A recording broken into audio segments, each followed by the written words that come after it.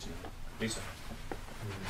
If I may not follow directly from here, but go a slightly different path, I'd like to make a note about this sense-making that Owen was talking about earlier.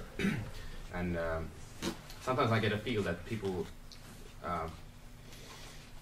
well, let's say, put it this way. To me personally, active sense-making in the process of consuming art is key to the whole experience.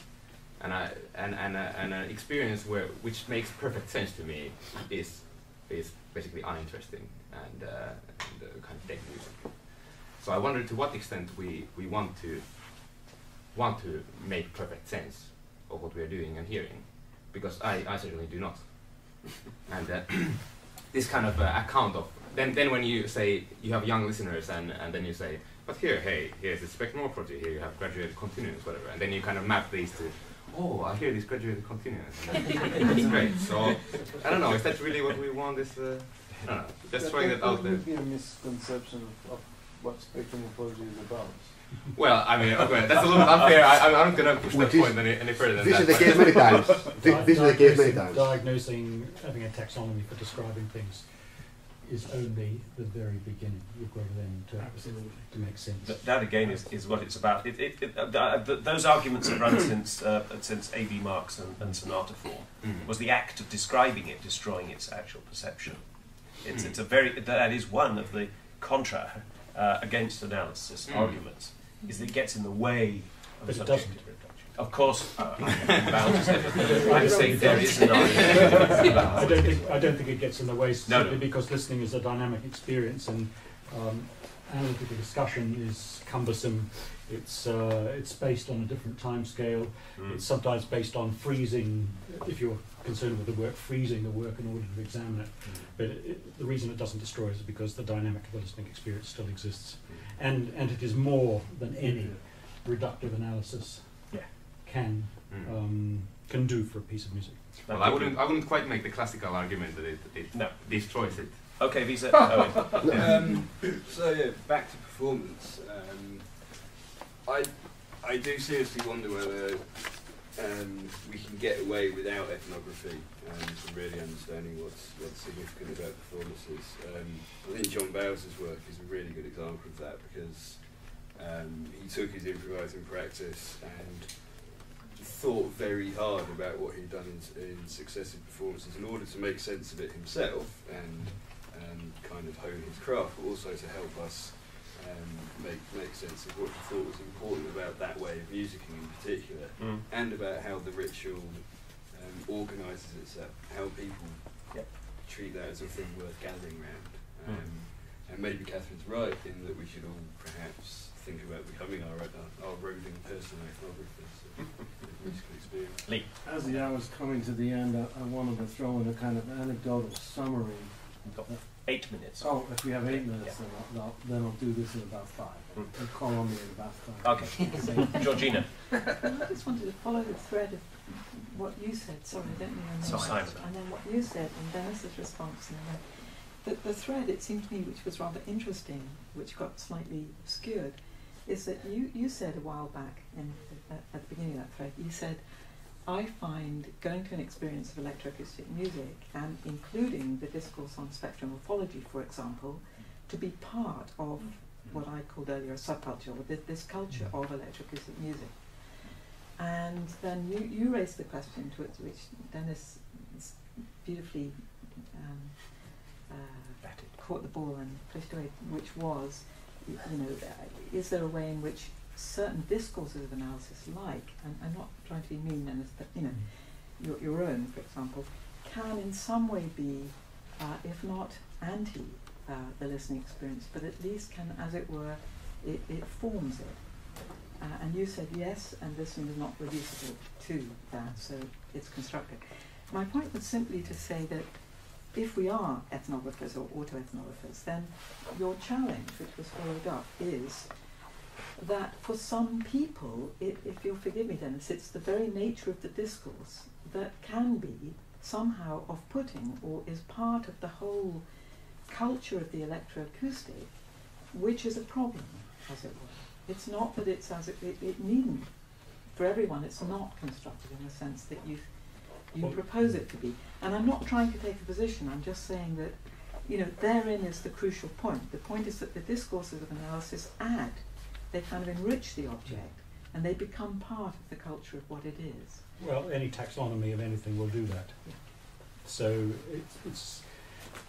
I don't have any control, nor would I want to have any control over the way people might use or abuse spectromorphology. But once people grab onto things, they grab onto things and they run with it, and they turn taxonomies into fixed systems. And of course, it does affect thinking.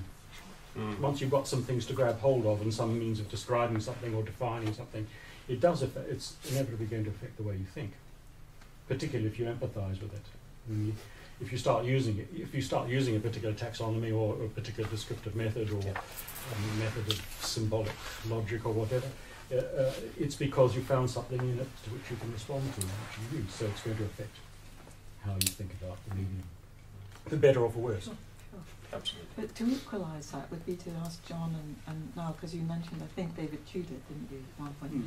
I mean, others, we could at length sort of elicit more discourse from you, which would be of a different kind to do with that history, and which would then again have the same kind of function within a certain world, a certain musical and cultural and ideological world.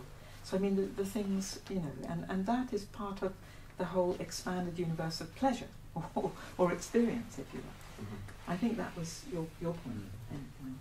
Before asking Leigh to summarise, I want to just go back to Andy Hugo. One of your words has not been mentioned. How, or maybe we can't, or how might we capture the jouissance of pleasure? Yeah. Well, and Georgina just mentioned the word pleasure at last again. So that's what triggered the thought. And she said the expanded universe of pleasure. I mean, the framework that Bridget Costello offered with these 13 categories is pretty interesting, but I think there's a lot further you can go in terms of understanding that. And I mean, there's been a lot of work done on how you measure this in various scientific fields. So I guess looking at a literature review would be a good start to get some sense of the state of the science in terms of methodologies. Beyond a descriptive language, a mere description of a pleasurable experience. Yeah, well, you're asking how do you measure it? Right? How capture it? How do you capture it and analyse it? And I think there are a lot of efforts being made in this direction already. So I think that there's more, as an analytical community, we could do to find out about this probably. Although for all I know, there are experts on this in the room. So Simon, and I think we might have touched on some of the answers already, in the sense of dirty electronics, do it yourself, do it together rather than do it yourself, and the sense of shared collective kind of pathfinding, and the kinds of codes one might talk to John and Neil about in terms of the practice with others. We've talked about students, and as Georgina's kind of said, which, you know, the very tangible sense in which if you have a kind of subgenre community, like for us, it's been has it not been drum and bass for a period, and that's been replaced by dubstep, and those younger musicians tend to have a very clear sense of the codes and sense of where innovation might lie in those musics, and derive pleasure from it for some of the kind of taxonomy of pleasure reasons that Andy outlined. Yeah. And then when they come along to me and say, well, I'm fed up with this, I want to do something that's a bit more like Dennis Smalley's music, they're presumably deriving some kind of pleasure from that. It's just a more refined kind of pleasure. You know, what interests me is the way that you can map the similarities between things that people don't regard as art, like my audio-only games, you know, and the aesthetic pleasure we get from a defined artistic experience.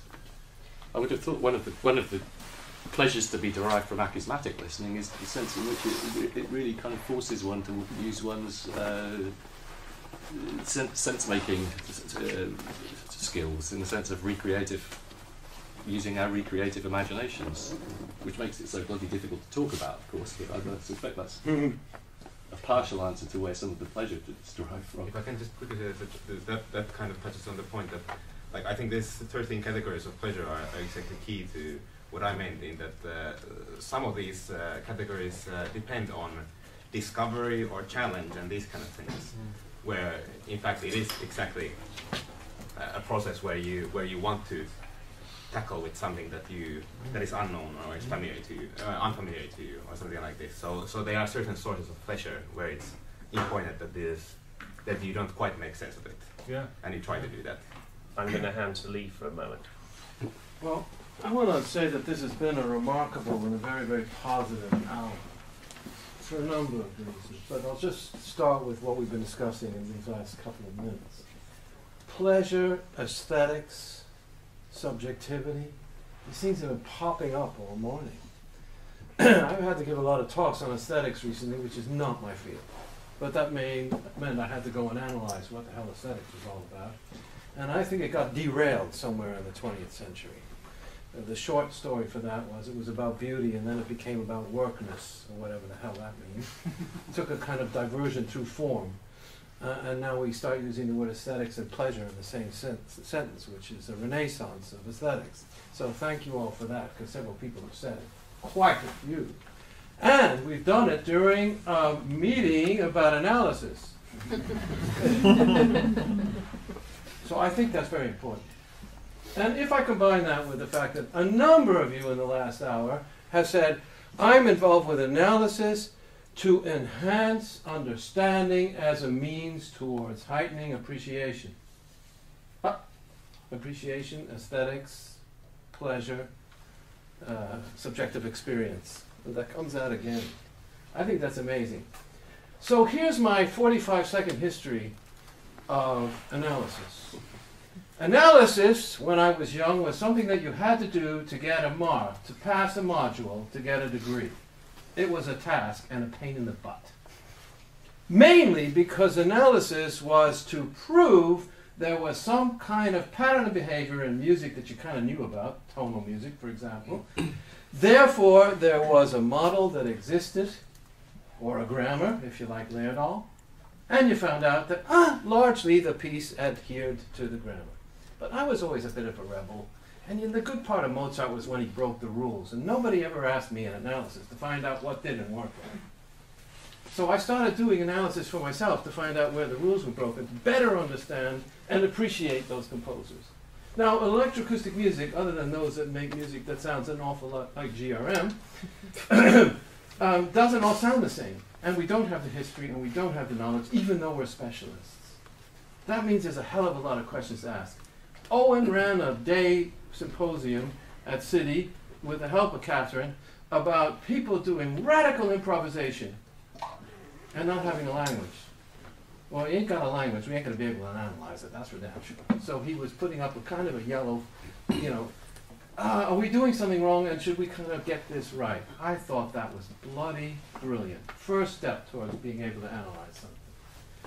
So yes, we hesitated about analysis because actually when I started analysis, it was something I hated. But if I can use analysis for any community of practice, including young people, to help them better understand something so they can have the aha-erlebnis and then appreciate it, it's all worthwhile. That's not all we do, but that's a good intention. And now we got to figure out what the other ones are, such as, what the hell were those two up to? Because there was something in it that we can actually use, and that was addressing your question of language. So I think this has been absolutely wonderful. Let's go and eat. Sandwiches are ready at 1:45. Thank you, everybody.